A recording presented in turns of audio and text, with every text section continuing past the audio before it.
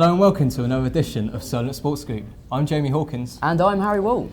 Coming up on today's show, we meet the new Solent women's basketball coach and discuss the challenges ahead of him this season. And we continue exploring the connection between Solent University and a Premier League football side.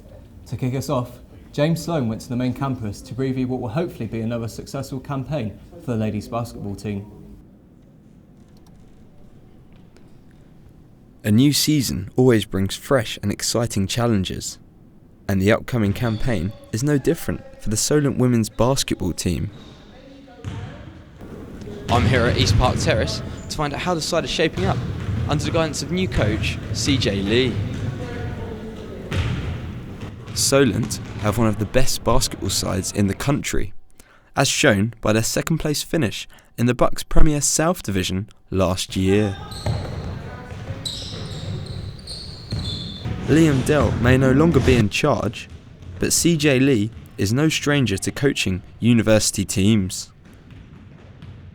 I'm excited because of all the Bucks teams I've coached, it's the first time I've coached one in the Prem Division. So hopefully the standard will be a little bit more consistent, some really strong competition kind of along the south coast from teams like Brighton, kind of Exeter. Having worked with students at Bradford, Sussex, Portsmouth and Southampton, Lee has plenty of fresh ideas to help Solent build on last season's success. I'd like to think I'm not typical of basketball coaches. I mean, we want the girls to be fit, we want them to be kind of technically and tactically confident on the court, so we do a lot of repetition of things, but we want to keep it interesting for the girls, that they want to turn up every week and they're motivated. So we try and throw in a few curveballs kind of each week. But yeah, we want the girls to have fun, we want them to play with confidence and we want them to be in great shape. We're very fortunate that this season we've merged with the National League team, so a number of the girls are going to get an opportunity not just to play Bucks, but also to play in the England Basketball National League, and that's a much higher kind of standard of competition. So for those girls it's going to give them an opportunity to play at a really good level, and then they're going to bring that experience back to the Bucks team and hopefully use it in a really kind of positive way. Mel Curson is someone who has experienced both managers' styles. What's it like to work with Coach CJ Lee? He's been my National League coach for 3 or 4 years now, so for me it's quite easy. He's a good coach, he's a great National League coach, and I think he's got some good skills that he's going to bring to the team. So, how does this style of coaching differ from Liam Dell's? I think he's a bit more strict. Liam was quite fair and just sort of let everyone sort of do their own thing. But CJ's a bit more stricter, he's a bit more demanding of the players. But the new coach isn't the only change in personnel, as there are many new faces in the side, including third-year student but first-time Solent player Pippa Rouse, who is full of confidence. So Pippa, what do you make of your new team? Yeah, I like it. They're quite nice and they're fun and everyone seems really nice. It's my first session, but yeah, they feel really welcoming, which is good. Have you played a lot of basketball before? To be honest with you, no. I'm third year, but this is the first team I've joined. But I was coaching at summer camp summer, so I played quite a lot of basketball there, but nothing like serious. Yeah. And what have the other players done to help you settle in? Meg's on my course at uni. So she's been really helpful. She's like, yeah, come to practice, it'll be fine. It'll be fine. So, yeah. And what do you make of the quality of the side from what you've seen so far? Yeah, they look alright. I think I need to catch up, but no, they look good. So that's good.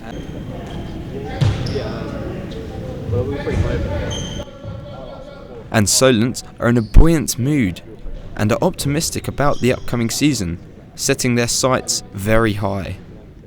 Ideally we like to win, we like to get top of the Premier League. It just depends on what pressures other teams get in. We don't want to get relegated. I don't think we will with the team we've got this season. We should finish second or third at least this season, so that's what we're hoping for. I mean, we want to finish first because that gives us a great run in the playoffs, gives us a much better draw in the playoffs. So that's always going to be our aspiration. No, I don't know any coaches are going to go in to try and to play second, but it's all very much dependent on the strength of the league this year, so we're going to give it our best shot.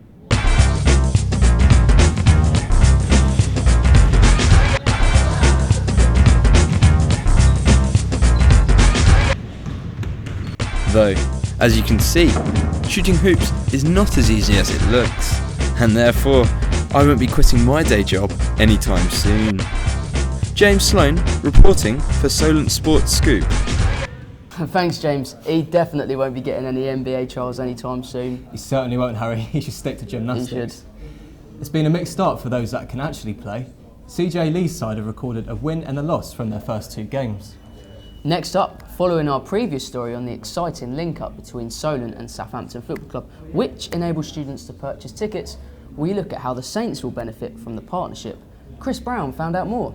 Pre-season training is vital preparation for any club, and for Southampton Football Club it's no different. Luckily for them, Solent has the best university sports science facilities in the country. We went into the lab earlier to find out a bit more.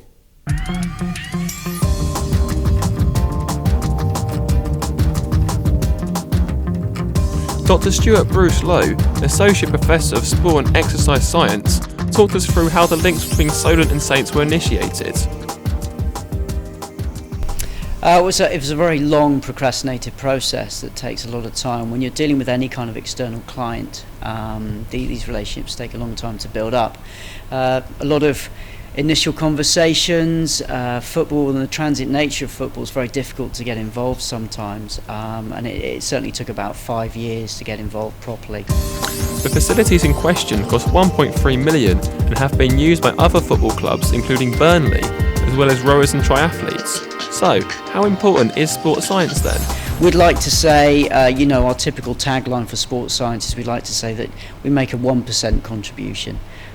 So if we've made a 1% contribution, I'm sure that we would as a university be very pleased with that, and also we'd like to think that the club itself would be very pleased with that. Our protocols have been aligned to well-known and established protocols, but we've also adapted them specifically for a professional football team. We'd like to think our standards are to the highest level. We've recently achieved our BASIS accreditation, which is our professional accreditation from our national governing body. So as far as we're concerned, they're done to the highest level we possibly can. So therefore, how much for bearing is Saints form down to your pre-season testing?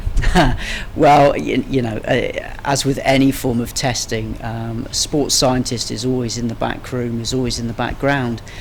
Because of that, we need to be very aware of how much we can contribute directly to the team. And what does testing actually involve? It's a maximal run with intermittent stages, which means that gives us a little bit of time to take a small sample of blood from the players. We measure something called blood lactate, which is simply a waste product of exercise, and that allows us then to sort of differentiate between their fitness levels before they come in and after they come in after pre-season. Players including Ricky Lambert, Adam Lallana, Jay Rodriguez and Dejan Lovren were put through their paces on the VO2 max test, and Dr. Bruce Lowe explained how the machine works. Well, it's the same as any normal treadmill you'd find in the gym, for obvious reasons, but you can see that it's a little bit higher off the ground, it's got bigger axles, it's got a much softer bed. Your typical bed that you'd run on in a sort of gym-based treadmill is quite hard and unforgiving, whereas this one is designed specifically that you can, if you so wish, run on it barefoot. So it's a lot more forgiving. So when you've got, let's say, a multi-million-pound player, you want to make sure that you're looking after them to the best of your ability. Using this type of treadmill, one, it allows us to go up to faster speeds, and secondly, it also allows us to make sure that the cushioning is quite soft and forgiving for the players. So, while the university has all these state-of-the-art facilities, what do the students gain from them? All the students are provided with the opportunity to help us test on these days, and in addition to that, the links we now have with the club allows them to obtain various placements and experiences. So we've got a couple of students down at the moment working on work experience with the club, and we have at least a couple of our students who are now graduates working full-time for the club as well. So as you can see, the partnership between both Saints and Solent continues to open doors for students while also providing a valuable service to the club. I'm Chris Brown, reporting from the Sports Science Department. Well, very exciting for those two then. It sure is. That's all for now. We will be back next time for more Solent Sports Scoop. Thanks for watching. Goodbye. Goodbye.